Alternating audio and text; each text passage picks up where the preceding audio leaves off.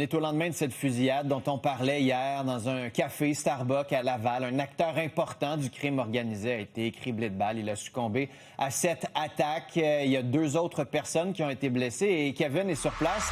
Kevin, vous avez rencontré un des témoins de la scène.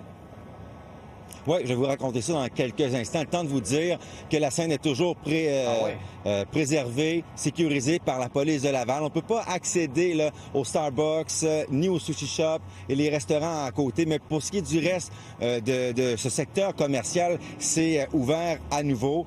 J'ai obtenu là, de nouvelles informations là, dans les dernières minutes. Je vous raconte, là, hier, les 2 suspects sont arrivés sur place avec un véhicule gris et tout porte à croire qu'ils étaient seulement 2 à bord. Le conducteur a immobilisé son véhicule entre les 2 bâtiments que vous voyez à l'écran. Donc, vous voyez la chaîne de trottoir à gauche, le nez en direction sud. On les voit sortir et marcher tranquillement vers l'entrée du café Starbucks. Avec les caméras de surveillance que nous avons obtenues hier, on les voit entrer à l'intérieur, se diriger vers le fond pour tirer sur le trio. Des gens sur place se sont mis à l'abri. Un autre a fait semblant de faire le mort. Les 2 hommes sont repartis à la course dans le véhicule gris et ils ont quitté par le stationnement en arrière de la bâtisse. Ils ont ensuite pris la 100e avenue et ensuite la voie de service de l'autoroute 440 en direction est. Les policiers sont arrivés rapidement.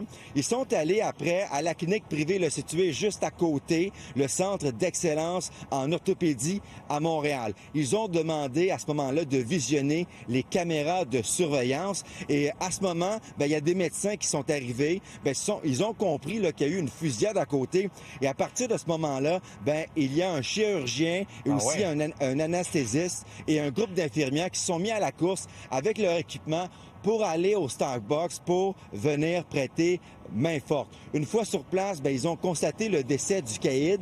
Un autre homme était blessé au bras et aux jambes et le dernier avait au moins 6 balles dans la poitrine. Sur place, il y a eu une intervention pneumothorax parce que la personne asphyxiait. Ils ont inséré une aiguille dans son poumon.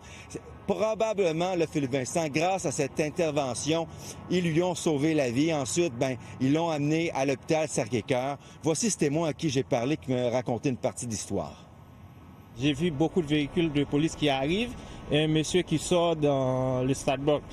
Et puis après, beaucoup d'ambulances et des pompiers. J'attendais quand les gens les employés médicaux sont en train de courir. Donc après, j'ai entendu que c'est des fusillades qui arrivent dans ce coin. Donc vous avez vu des employés de la clinique médicale courir à l'intérieur pour prêter main forte?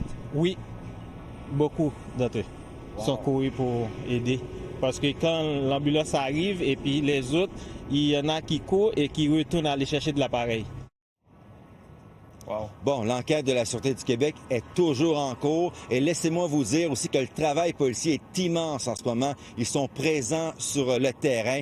Est-ce qu'on aura un dénouement aujourd'hui ou dans les prochains jours? Disons que les efforts sont grandioses en ce moment. On se reparle bientôt, Kevin. Merci.